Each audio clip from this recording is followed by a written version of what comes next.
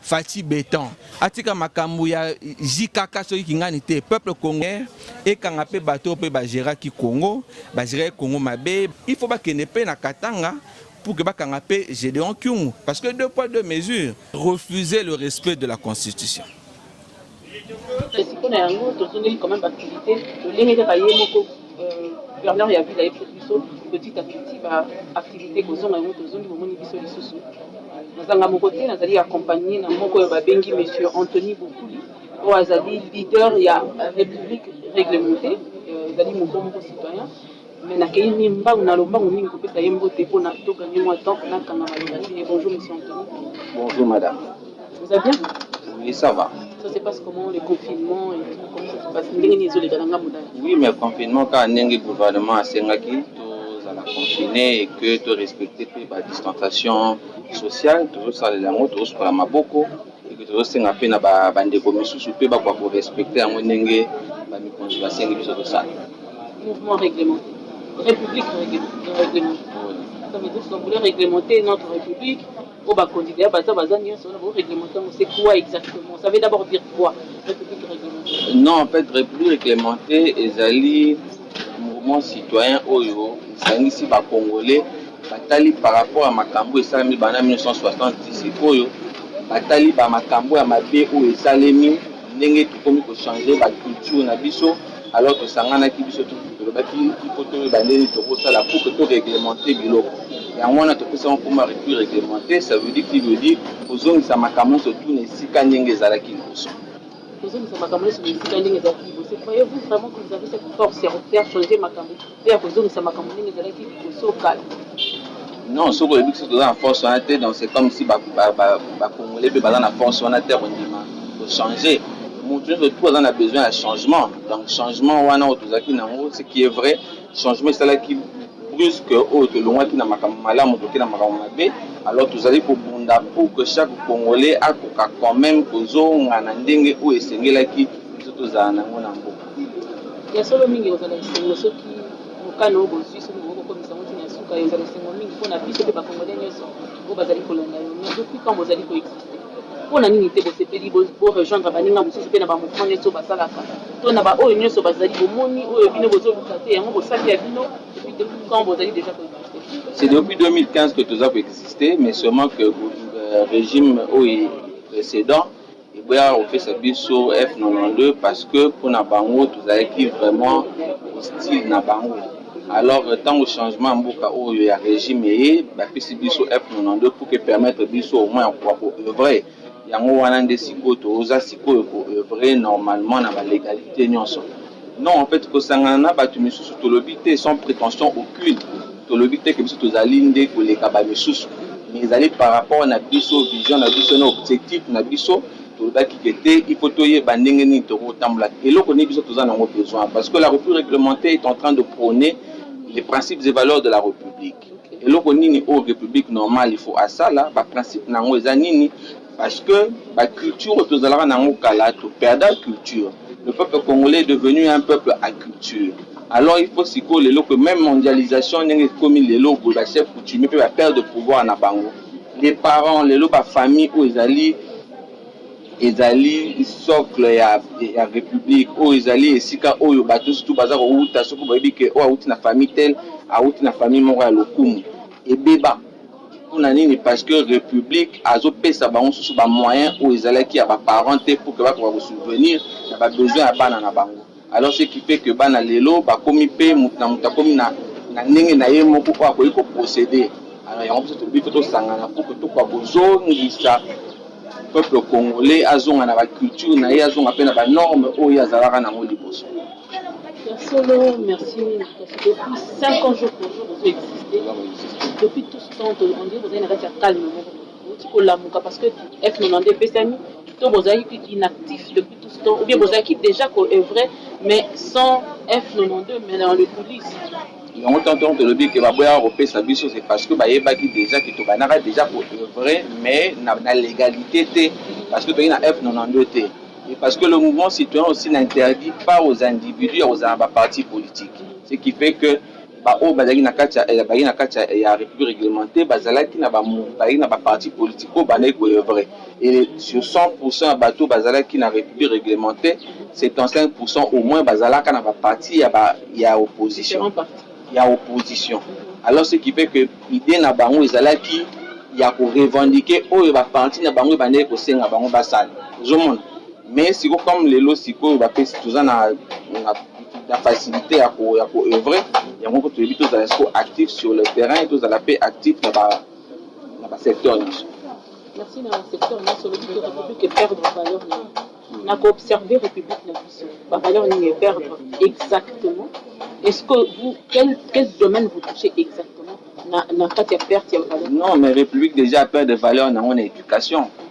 Éducation parce que nous avons cet exemple mon corps. Est-ce que les diplômés d'État au Bazalaka avant 96 la valeur wana ils ont dans les diplômés d'État au Baye a fêté l'éducation et comme pénal ils ont vraiment par terre et que les lots même la culture autour la mondialisation les lots ont commis pour mon abana baza pour la tableau comme poussé et autres bazolo ba non c'est la mondialisation mais non c'est que les alliés tous culture et abisoté. Nous sommes des Bantous, nous devons rester Bantous. Nous avons une culture, nous avons des alliés propres et abisso. Nous avons surtout les le commis même moi na muke pour na mutinda ye soki wa malé les le remonter au kendete. Mais pourtant tu es là c'était pas ça. Quand les alliés qui oyebi que ou alali mukolo ou même le respect à bana. Soko da maman na été à respecter oté à ko finga yo. Même na oya boti azali ko finga c'est parce qu'on a perdu cette valeur là. Perdant la valeur, on a un principe où M. Suezali, de l'autre commis tribalisme, commis makasi, népotisme, clientélisme, parce que la valeur, on a ou autres qui n'ont kala, ils ont discuté. Alors on a compris que la République est un problème. Problème à la République Ezali, alors il faut une photo ça la pour que tout quoi que zone sa République, mais si ka oyo Ezali qui le. Merci beaucoup. Comment on a ramené la société congolaise, il y a mis peut-être solo avec du solo à critiquer ainsi de suite, mais va faire ça va piste de solution. La dépravation de mœurs sur les alliés de chasse, n'a pas sa valeur, perte de valeur au sur les alliés. Il y a Congo démocratique. Comment pensez-vous procéder pour ne pas faire parce que c'est énorme. C'est énorme. Mais justement, il y a pourquoi tant on qui point pour s'engager dans la structure mais sous-souté. La différence surtout dans la office toujours revendiquer caractère mais toujours proposer pays sous. Tous en ba proposition na biso tous en ngo to yebi que ndenge makambo to lingeza la ndenge makambo fait salima. Moni. Alors par rapport à au dossier de domaine éducation, nous devons quasiment reformer l'éducation nationale. Il faut tout répondre parce que les lots bana na biso batangaka la guerre à sécession États-Unis. La révolution française. La révolution française. Mais non, mais il y a eu des guerres au Congo. La guerre au Congo, la guerre à Calamine, la guerre à 80 jours, la guerre à 6 jours. Est-ce que moi, je suis Congo, je combien de rivières ils ont au Congo? Moi, je suis Congo, je suis les lacs ils ont au Congo. Moi, je suis Congo, je suis Royaume Congo. Moi, je suis Congo, je sais exactement l'histoire à Congo. Justement, il y a une histoire à Congo, il y a bien côté.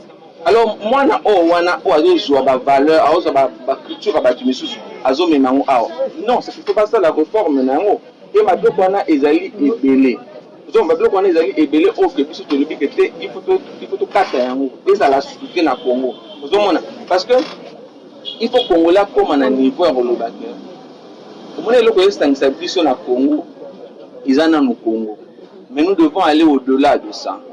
Au-delà de ça, ça veut dire bolingo chose la kaka ya Congo te mais bolingo chose là eza d'abord un linga congolais to linga na biso et de deux tous à la paix autour ya ba valeur yango wana nde muto sala que Congo na biso ezala et kende liboso na ningo kisana na moi exemple beaucoup concret ya ndenge nini beaucoup méthode nini beaucoup pour récupérer mœurs.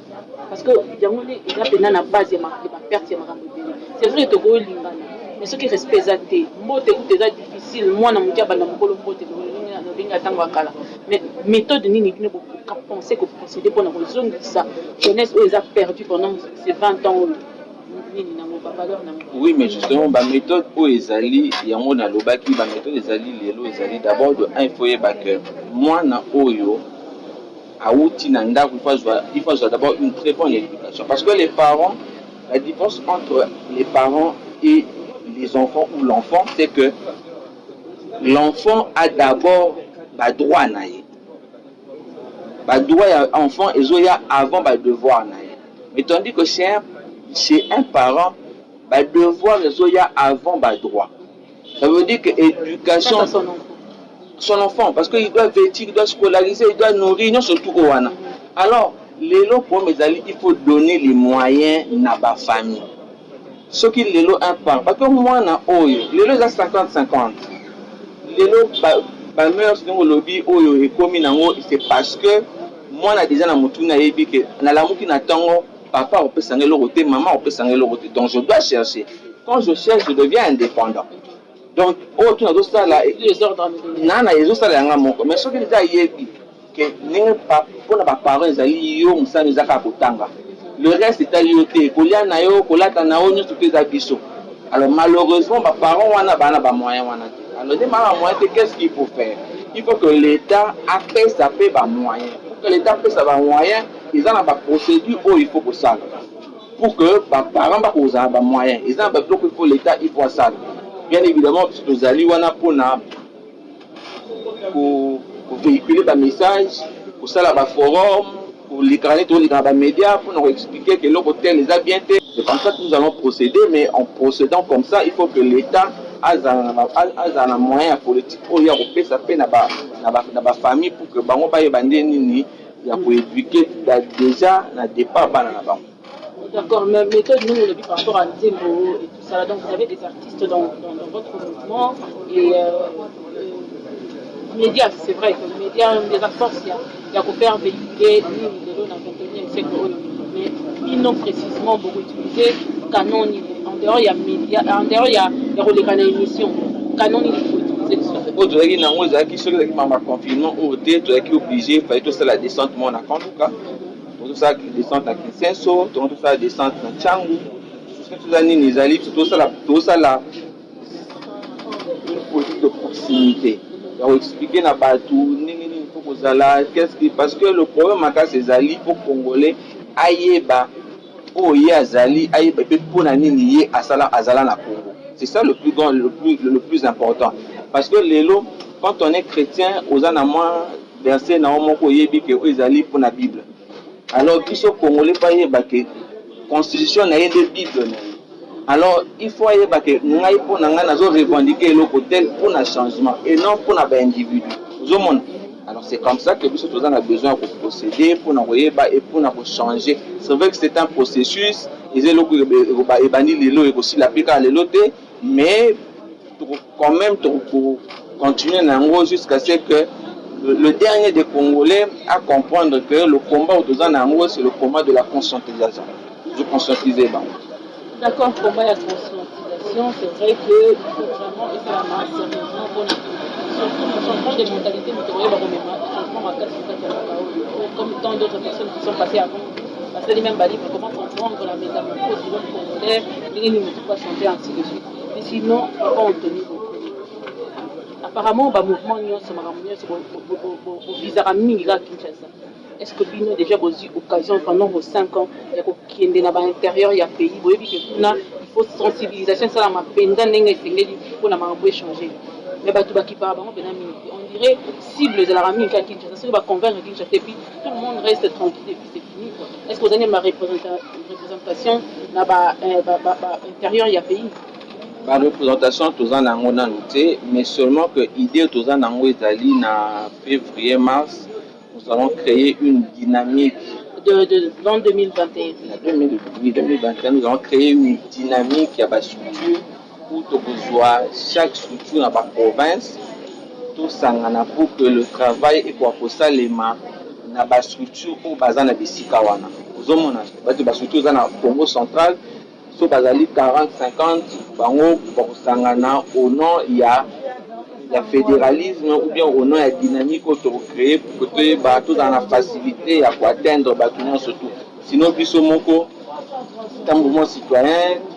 Bah, moyen égalité, alors tout ça, il y a moyen de bord. Moyen de bord, on va atteindre la Tunisous, mais via la structure Oyo, ils allaient en place.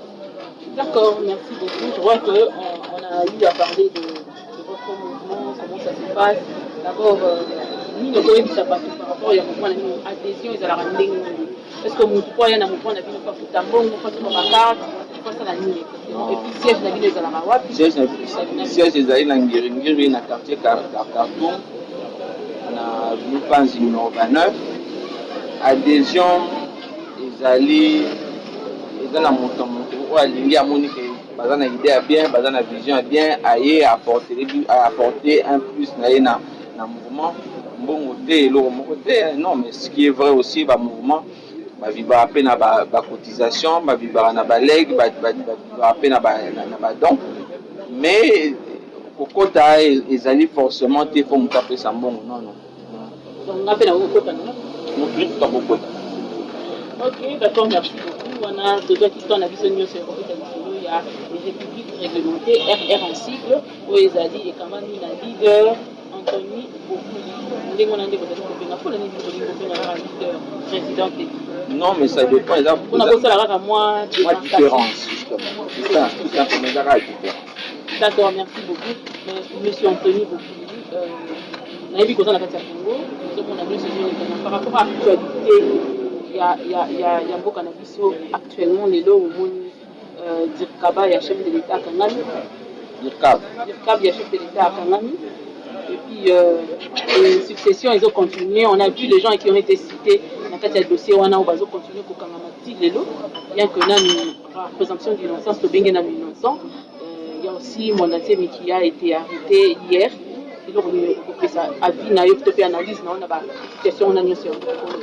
D'abord, de un, nous sommes respectueux des textes, ce qui fait que la constitution est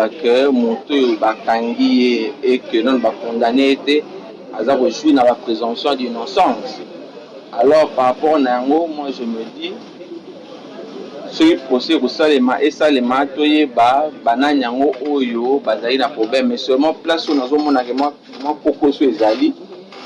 Le budget à 100 jours, les acquis à hauteur à 470 millions de dollars. Mais le directeur de cabinet a joué 370 millions de dollars. Alors, les 100 millions, on est ticali, il y a un an, donc ça veut dire qu'il y a un guy sous roche.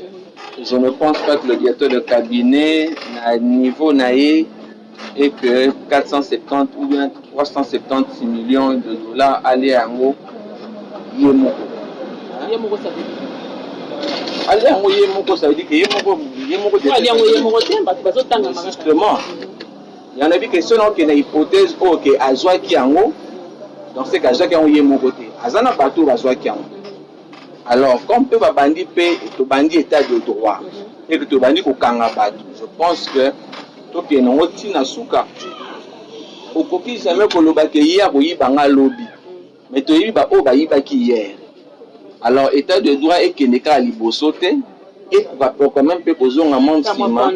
Attends moi 18 ans où il est qu'à peine à ciment. Parce que le Congo d'aujourd'hui, Congo débit. Soit l'éducation et l'alité, parce que Kabila a bomi Congo. Soit qui est là, banda pour ébeler dans le matamata, c'est parce que le régime à Kabila a eu bon à Congo. Alors, quand on a dit bon à Congo, il faut que l'état de droit et nous peut vers Bango. Ils ont vers Bango, le directeur de cabinet, c'est vrai. Il y a un procès au Salema, ceux qui sont coupables de Kangaye, mais ils sont rawanate, ils ont un Kabila, ils ont un soda, ils ont un famille, ils comme ça, tu comprends que réellement, l'état de droit est existé dans le Congo. Mais ce que les pour le théâtre, je me dis. Peut-être que pour nous raisons à cinéma, pour nous attendre, il y a des étudiants parce que vous allez quitter le coin naïe nanda. Na kuti déjà ba yiba, pour na lukaba, loko écorelier, vol wana na bateau wana musu. Mais tant que boyibi pendant que je suis là, il faut na yebi sabino que non boyibi voilà le. Non, topoite que bateau ba yibi siko ba kanga bango. Yebite topoite. mais tu le dis que Congolais nyonso surtout ayebi que bato bazalaki na 18 ans bayebi mbongo ya Congo ayebi yango. Mais preuve ce que les aux amoutables, il dit bien que ceux qui preuve les alités, dans la monnaie qui ont de Boma qui ne connaissent pas, on a preuve. Mais Bakangi Vital, ba preuve. Mais Bakangi va lui ba preuve en câblant, c'est ça qui était marié pour répondre, on va signer. Okanga mutu na ko condamner mutu c'est deux choses. Oui, bien sûr. Le chef de l'État a instruit le procureur na général près la cour de cassation pas bandapé pour ça l'enquête na 18 ans à Batakabila au Balekaki. C'est simple. Non. Faut focaliser justice dans mon côté. On a 10 millions de personnes. Ne pas bandapé na bato au wana. Parce que celui qui est bana o ya bakulu tozana bango lelo.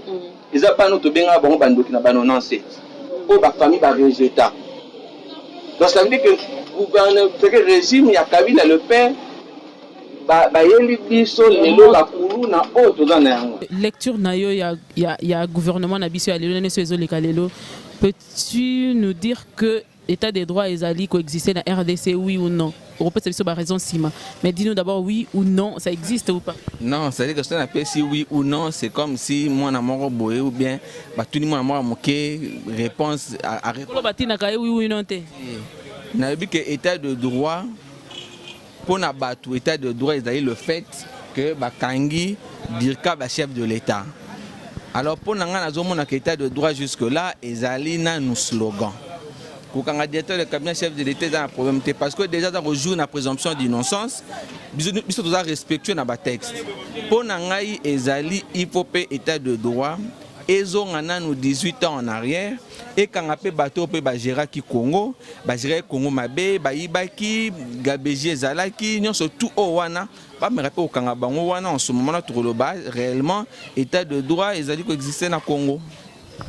OK, donc autant que dans le bakangi ba o wana il y a 18 ans c'est que pour na yo état de droit ezate to lobi bongo. État de droit il faut te belo roman état de droit est un élément. La constitution est un ensemble. Oyo, état de droit dans la carte de la constitution. Tu ne peux pas vouloir un état de droit et refuser le respect de la constitution. Tu as dit qu'on avait refusé le respect de la constitution. On a expliqué qu'il faut tout respecter la constitution. Dans le respect de la constitution, tant que chef de l'État a signé l'état d'urgence, respect de la constitution, c'est que le Congrès fallait saler. Respect à la constitution qui peut séparer deux chambres pour la prorogation de l'état d'urgence. Ils appellent respect à la constitution. Mais voilà. L'état de droit, ils ont un slogan pour nous jusque-là. Mais sinon, au moins, comment ça s'est passé? Et aux autres condamnés, oui ou non? Tout le monde peut moi si naïe mon kolobake ya peki saki mobali na mobali na linga ki na eka kotikala. Il y a même l'un de nos confrères qui lui a dit que non, il fallait que mobali na kenda ta ko sala na bilanga na ba Congo peut permettre ya futara ba militant na union sozaki na bango mais ya lobaki te. Est-ce que vous pouvez reconnaître que le gouvernement ses devoirs et leur moko boy et pas il y a monsieur Nemondantemi. Le gouvernement a Congo nyonso bazo devoir eloko moko na chaque Congolais. Na ba oyo ba pesi bango éducation te pour batanga, ezana ba oyo bazana misala te, ba oyo bazana insécurité, ba oyo bazangi mai, ba oyo bazangi courant na gouvernement congolais azo devoir na ba Congolais mutu na ba besoin na ye oya ko sala yango te. Ne mwana nsemi eloko na ko condamner ye ezali le fait ya ko troubler ordre public. Il y a aussi la OIE à Sali. Non condamné. Maintenant, na acte oyo police à Sali. D'abord de 1. Police na biso ba arme nezaka ba balle réelle. Question na yango wana. Donc bango ba ko la descente passe monter ba kangi batu sans qu'il y ait mort d'homme. Bon il faut ba batu il faut ba kufa. Et de 2. Le respect de la femme, n'a pas été respectée. Mais la femme de mon ancien ménage n'a pas été respectée. Le respect de la femme, moi si il y a moutou. Vous voyez, vous traînez, vous laissez dans la télévision, vous savez kingani. Non, même le respect wana. Nous sommes africains. nous sommes africains, il faut te yeba que maman zanani. Maman zanani, place na ezani. Il est à faillir parce que ce gars respectait qui m'a basenga qui mia na et tout ça là. Et puis tout le monde qui 2 jours avant ou 1 jour avant na résidence na et puis tout le monde descend et salami. Est-ce qu'il y a quelque chose qui Nenge bato tout bazana ba pouvoir oyo mukolo peuple a retomboka abia kanga bango et que sikoyo abanika okanga pe na basi na bango barozala sepela parce que mon enseigne c'est vrai azako troubler ordre public. Mais justement, mais balibéra kay après. Pour mon rezali awa. Ozo kanisa ke ne mon enseigne acte do sala eza différent na acte ba politico ba osala biso na Congo. Parce que aujourd'hui les oppresseurs il y a population ce sont les politiques. Ceux qui le Congolais tout bazar au kufa bazozanga mai bazozanga courant bazozanga kolia bazozanga sécurité et ça banane et ça va politique. Est-ce que biso te tenir bango rigueur na eloko wana? Donc ça veut dire que kokangani mwana semi je suis tout à fait d'accord que procédure wana naza d'accord na ngote et encore bakangi ne mwana semi il faut ba kenepe na katanga pour que bakanga pe Gédéon Kyungu parce que 2 poids 2 mesures. Il faut pas qu'on appelle Gédéon Kyungu pour na acte oyaza kusala na katanga et que ceux qui peut ba longo wana il faut pas qu'il ne paye na ba est kuna na ba butembo na ba ituri ba chef rebelle o bazali ko semer trouble côté wana ozomona après ba ye awa ba kuluna oyo ba kuluna yo kasi gouvernement yebi ba chef ba kuluna te ayebi bangoti ayebi place ba vandaka alors bi kutuke ba kuluna mingi ba chef ba kuluna mbasala ba sensibilisation tant comme ba propagande ainsi de suite ba genda mona ba po bango basala musala munene. Ça veut dire que l'élo, ba politique, ba problème tout ya Congo tozana yango bana 60 sikoyo, ezali ba politique au bazali na place. Et de deux, bien évidemment, en connivence na biso peuple.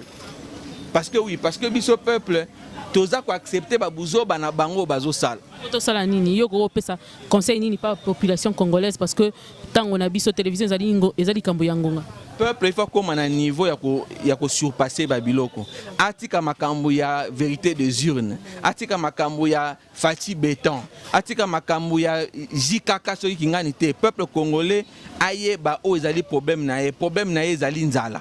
Problème na ezali insécurité, problème na ezali kozanga mai abuna na ba problème o wana. Ce qui a montré que le régime auto pouvoir aux pesa bango aux ya bango te à se prendre en charge. Tout simplement. À sanctionner bango. Tout ça la démocratie. À sanctionner bango tout en respectant la démocratie. Tout en respectant la démocratie. Oui. Ben voilà. Donc au-delà mais à respecter la démocratie mais à sanctionner bango. S'il faut que les locaux, la leader, il y a une république réglementée. Oui, ça peuple congolais message manquant à quelques mots pour permettre et veiller conscience na aye ba ko se révolter na condition de vie au azali na pour le faire changer yango oko oui ça peuple congolais ni peuple congolais ba russe tango ba tsar bazaki na pouvoir ba ouvrier ba lobi non trop c'est trop il faut to benga na ba tsar. Lelo ndenge tozali awa tolinga te tustokoja na forme moko ya oligarchie soit eza ba famille minene nde bakozala na pouvoir to ezali batambongo nde bakozala na pouvoir toboyi eloko wana comme toboyi yango comme un seul homme tobunda tout en respectant la constitution donc to respecter la constitution tobunda si faut tobima na balabala pour na to défendre o eza ba droit na biso to bima na balabala pour na ko barrer route na ba usurpateur to sala yango parce que le Congo ezokende na kokufa alors to permettre un groupe d'individus ba mema Congo oyo et sala na ngai na yo to zala héritier même si ba parents ba pesi biso ba tike biso lo morote mais tout en étant congolais oza héritier yo pe o reléguer pe Congo pe na bana na yo donc ça veut dire que te protéger yango. Merci beaucoup de protéger Congo, mais je crois que pour aller l'autre soukana nous awa, mais zambala liboso mais ya soukate, tozala zala susu na besoin na yo mais au pesa biso pe numéro, au rappeler biso li susu mouvement na bino, au rappeler biso adresse na bino, pe numéro de contact to ko contacter bino pour na bato nyonso bazali ko landa biso na nzela ya yokani télévision. Pour un numéro na zana on a mutute donc ba olegara par bino pour que vous puissiez un numéro. Tozali na avenue Ngiri na Panzi numéro 29 na quartier Khartoum. République réglementée azali ko bunda pour na principes et valeurs de la République oyo lelo to perda. Alors tozo senga na ba Congolais surtout sangana pour na ba valeur oyo ya biso. Parce que le peuple congolais est devenu un peuple à culture. Le culture à bapaya. Et pourtant, biso mo tozana ba culture na biso. Alors, et l'or niveau tout ça, la to sangana pour que toye banding ni toro changer. Nous devons refonder l'État. Pour que to refonder l'État, ezaka ba tout mon côté, biso tous allons ensemble pour que toye ba l'or ni ezali bien pour na Congo na ou ezali mabe pour na Congo. Et à la fin, to senga na bino merci parce que bondima qui koyamba biso.